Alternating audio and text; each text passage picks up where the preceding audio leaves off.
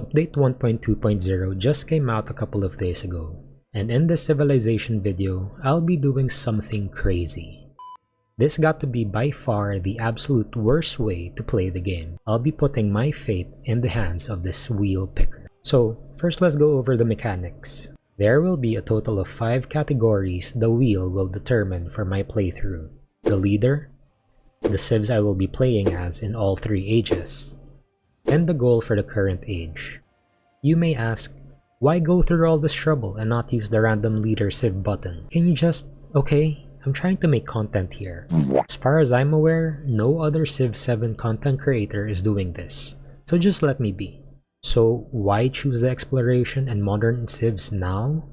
For obvious reasons, I will play through all ages and finish the game. And it's an added challenge for me as well. So for example, I get Jose Rizal as a leader and Mississippian as my antiquity civ. But then I spun Abbasid or Normans for my exploration civ. Then I'd have to get out of my way and improve 3 camel tiles to get Abbasid, or make 5 walls to get Normans in the exploration age, because Jose nor Mississippi grants me access to them. You get the point. More challenges for me means more suffering, and you like and subscribe because you like seeing me suffer. A little bit of disclosure though, I am not an expert at the game, so expect a whole lot of things to go wrong. So, as always, if you've got some helpful tips, you can just chuck them down in the comments below. So with all that said and done, let's proceed with the video. So, first, the leader wheel. I do have all 27 leaders on the wheel.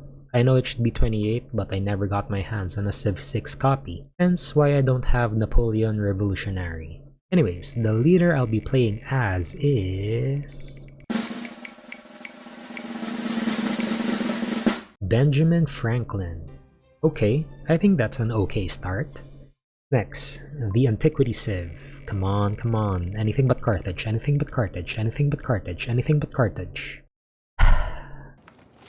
What did I just say? I never got any chance of success with Carthage, so this will be a tough one. Next, the Exploration Age.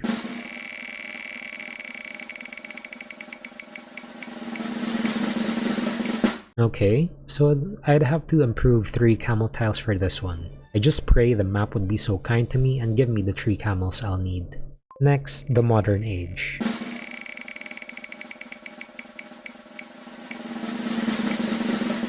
I don't think I've ever played this one, but luckily for me, playing Abbasid unlocks Buganda, so one less thing to worry about. And finally, what's my goal for Antiquity Age?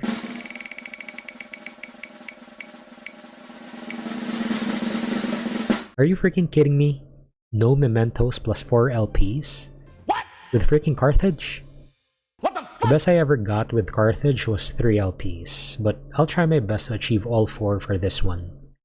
And may I just note that the goal per age or the challenge is just so I have something to work towards to. In the event that I don't succeed, it wouldn't mean the end of the video or anything, because then you'll never see an exploration age content from me.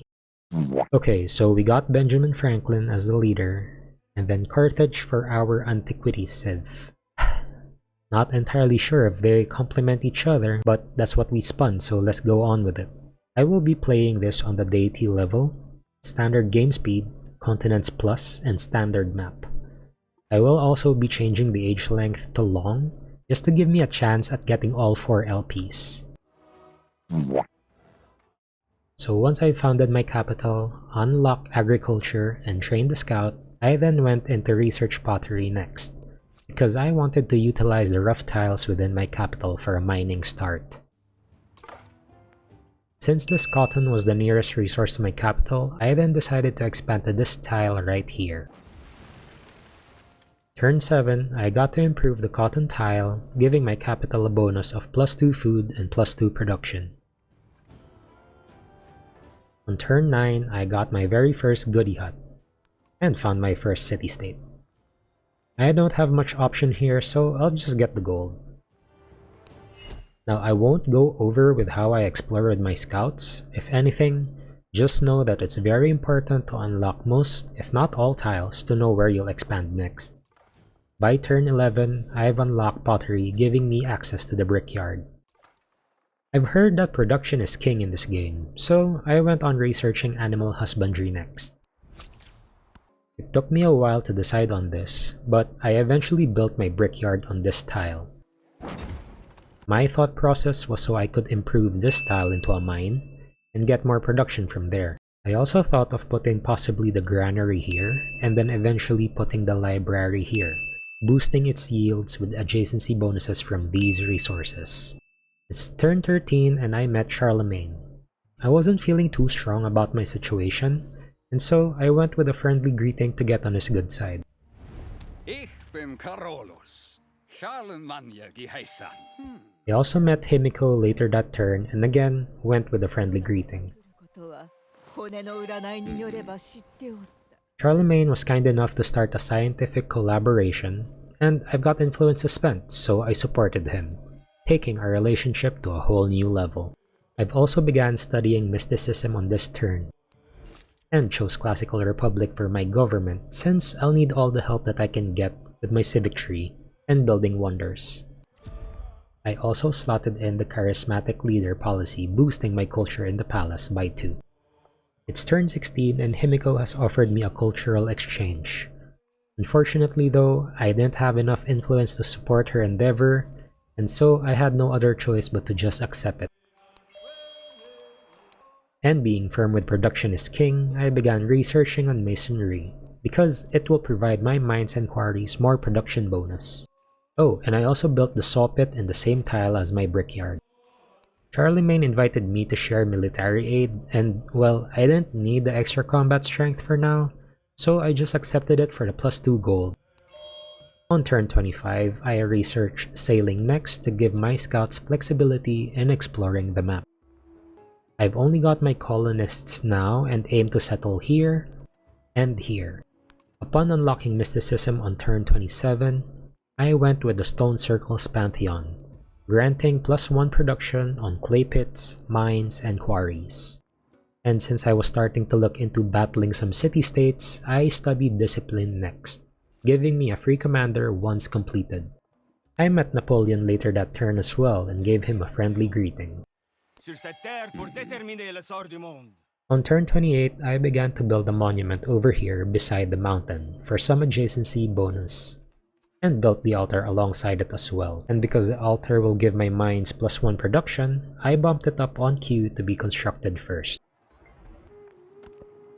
Didn't think I'd need that extra happiness, so I just accepted this endeavor with Napoleon. I befriended Tyre on turn 30 so I could settle here and here without them becoming hostile. I got to improve a gypsum tile in one of my towns, allowing me to send it back to the capital, increasing its production by 2. Well, I can only build in Carthage, right? So I think this is the most sensible option.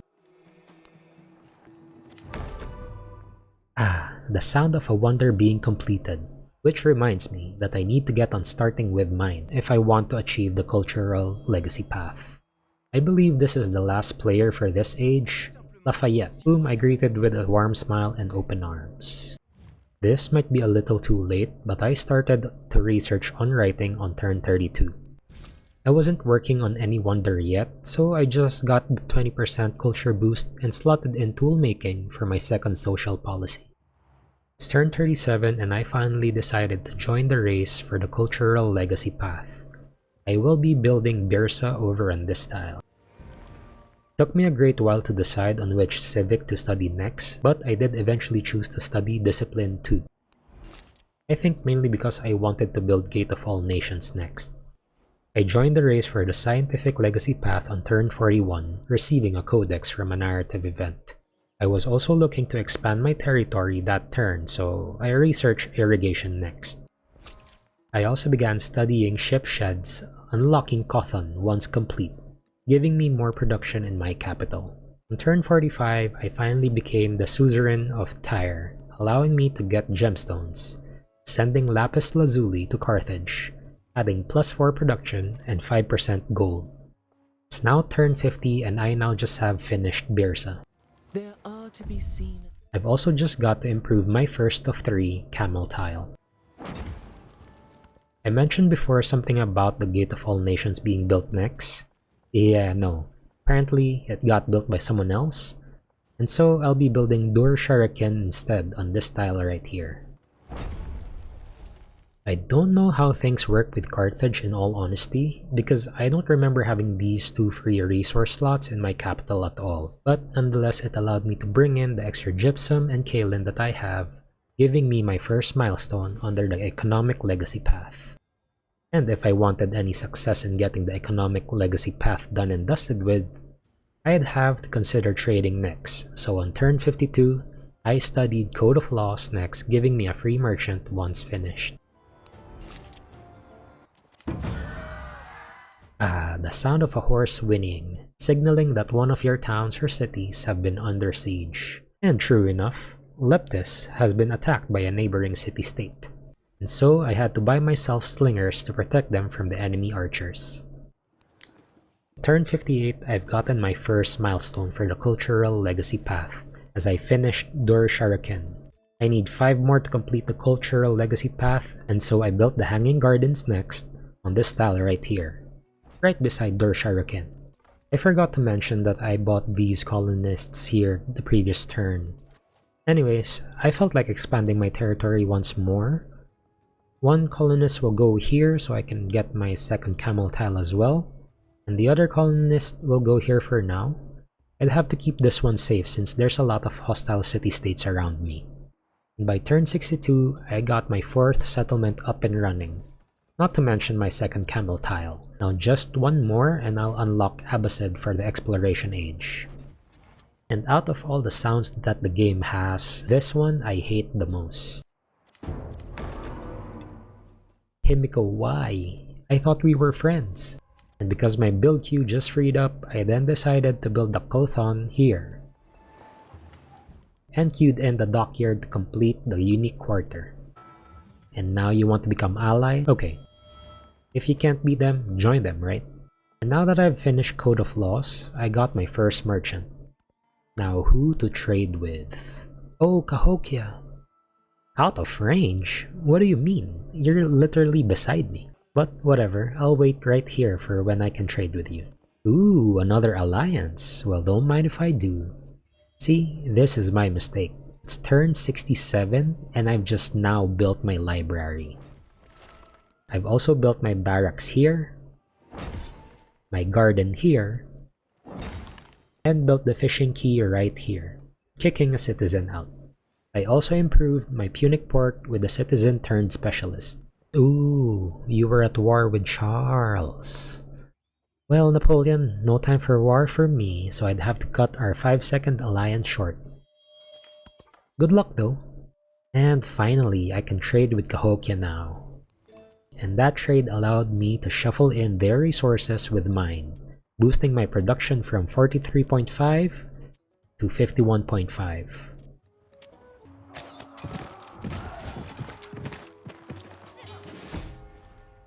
You saw nothing.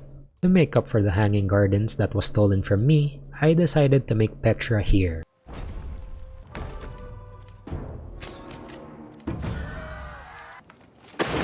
And with 12 wonders left to build, the pressure was on.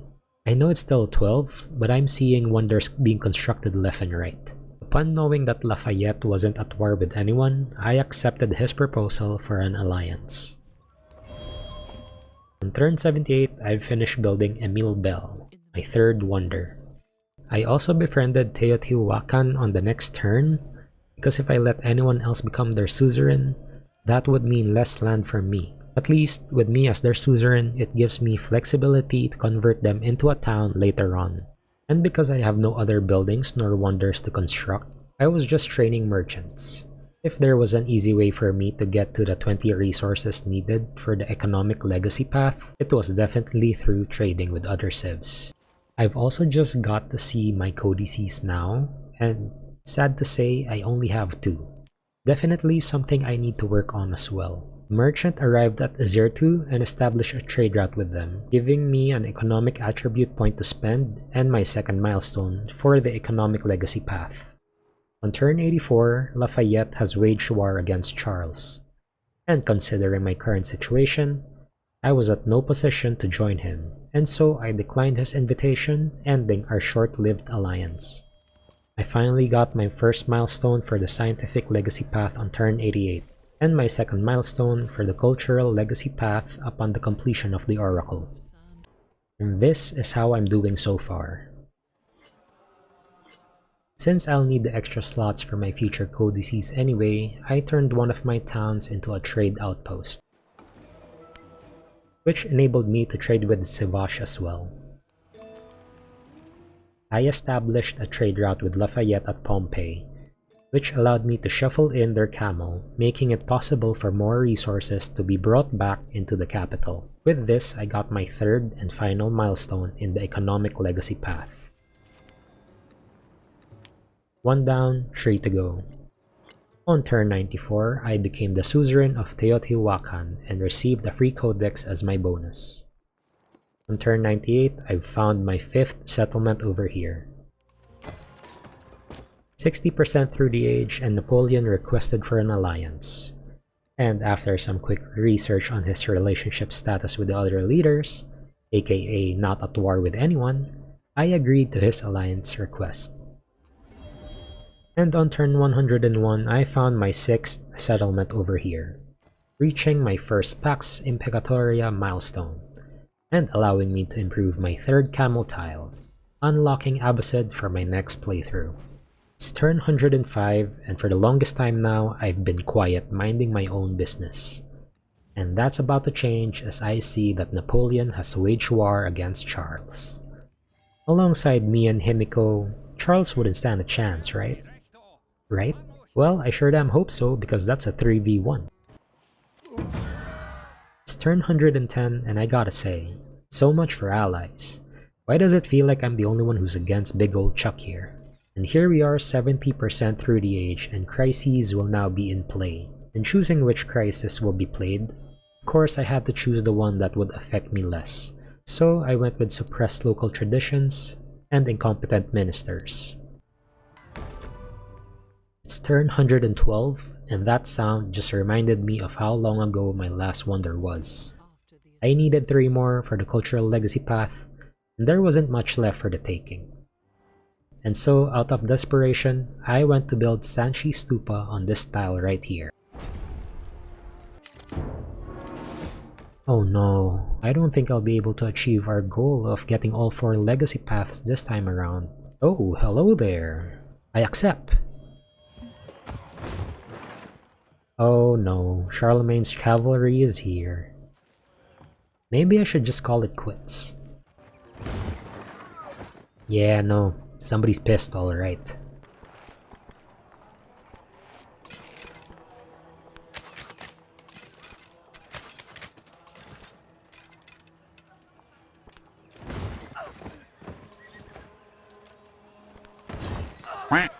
What the heck are you feeding this guy? That's it. I'm calling it quits. And finally, after 2 decades of turns, Charlemagne requested for peace. Cap. And I happily agreed. What? It's my story and I'm the hero. 80% through the age, and we've got a new crisis to be played in. And ambitious governors dealt the least mental damage, since I've only got 1 city and many towns. I've turned this town as well to another trade outpost to make room for my future codices. I still have the academy to build to give me 3 more slots, and would need another trade outpost for the last one. I roll in through turn 137 and came across this narrative event. And well, it goes without saying, I unlocked my 2nd milestone in the scientific legacy path. I also found my 7th settlement here, unlocking Chola for the exploration age. On turn 138, the people of Patavium petitioned to join my civilization in hopes of a brighter future. Well, I'm not so sure about a bright future, but okay. I shall welcome the people of Patavium with arms wide open. And with that comes my 2nd milestone for the military legacy path. 90% through the age, and the last crisis will now be played. Once again, I chose the one I felt dealt the least harm to my civilization, and that's why I chose independent nobility. I don't know how Charles survived through that 3v1 we had 40 turns a while back, but a 4v1? Are you kidding me? Ain't no way this boy living after this. And since I'm 90% through the age already, I then decided to incorporate Teotihuacan and Tyre. I rolled in turn 146, and with my recent tech research, I finished the scientific legacy path. All that's left is the military legacy path, which requires 3 more points. With the 4v1 happening in the background, either I receive or capture one settlement from Chuck E. Cheese's over here, and found my last settlement, or like what you saw me do earlier, wait for Teotihuacan and Tyre to turn and found my last settlement. Either way, I'll get my last milestone for the military legacy path. Dude, what? One shot? Charlemagne's killing it, damn! I don't think receiving nor capturing a settlement from him is going to be an option anymore. I roll through the turns and here we are at turn 154, and I've found my 9th settlement right here. And as turn 155 rolls in, both Teotihuacan and Tyre convert to my towns, earning me the last milestone for Pax Imperatoria, or the military legacy path. And that's 3 out of 4 legacy paths. Bummer though, I couldn't get the cultural legacy path. Admittedly, whenever I play Carthage, I always have a hard time racing against the AI in studying the civics and building wonders. But like I said at the beginning of the video, failure to achieve the goal doesn't mean the end of the game, it just simply means that I must do better next time around. We're in garbage time now, ladies and gentlemen, and it was just a matter of waiting and maintaining my towns and city until we reach 100%. And with that said, I might just settle for a standard age length for my next playthrough. It's turn 170, and just a quick recap of what went down. I've got to achieve 3 out of 4 legacy paths. I got to improve 3 camel tiles to unlock Abbasid in the next age. And I end Antiquity Age with these stats. Not entirely sure if the unhappiness took a toll at my science and culture, as I remember peaking at least near 100 apiece. But hey, that's just how it is sometimes. But maybe I'll have better luck in the Exploration Age as the Abbasid.